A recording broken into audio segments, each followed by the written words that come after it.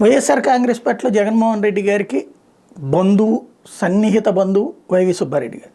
దూరపు బంధువులో లేదా అలాంటి వన్ ఆఫ్ ద బంధువు బాలినేని శ్రీనివాసరెడ్డి గారు. ఈ ఇద్దరికి మధ్యన ప్రకాశం జిల్లా విషయంలో ఎప్పటికప్పుడు వివాదమే.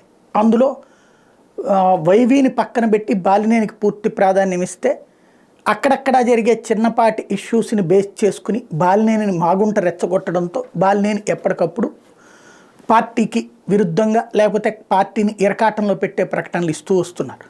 ఈ మధ్యన ఆ పరిస్థితిని చక్కదిద్దడానికి జగన్మోహన్ రెడ్డి సీరియస్గా చేసిన ప్రయత్నాన్ని వికటించేలా చేయడంలో తెలుగుదేశం పార్టీ సక్సెస్ అయింది.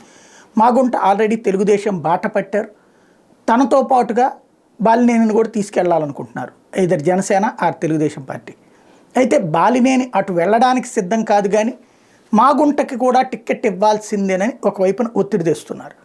మాగుంటకి టిక్కెట్ మాత్రం లేదు, అతను తెలుగుదేశంతో మాట్లాడేసుకుని ఉన్నాడు అన్నటువంటి జగన్మోహన్ రెడ్డికి తెలుసు. దాంతోపాటు ఇంకో 2-3 సీట్లు కూడా తను చెప్పిన వాళ్ళకి ఇవ్వాలన్నది బాలినేని. అందుకు సిద్ధంగా లేదు జగన్మోహన్ రెడ్డి.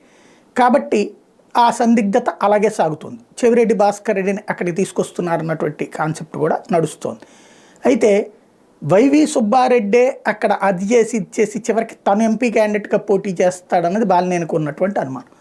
తాజాగా వైవి సుబ్బారెడ్డి ఒక స్పష్టతనిచ్చారు. నేను ఎన్నికల్లో పోటీ చేయబోవట్లేదు, నేను ఆల్రెడీ చెప్పేశాను, గ్యాప్ వచ్చింది, నేను పార్టీ కార్యకలాపాలకు పరిమితం అవుతున్నాను, నేను పోటీ చెయ్యబోవట్లేదు అని చెప్పేశారు. దీంతో బాలినేనికి క్లారిటీ వచ్చినట్టు. ఎప్పటికైనా పార్టీకి ఇబ్బంది పెట్టే పరిస్థితి సృష్టించకుండా ఉంటారా, లేదా ఇక తను ఒక ఎజెండాతోనే సాగుతారు చూడాల్సి ఉంది.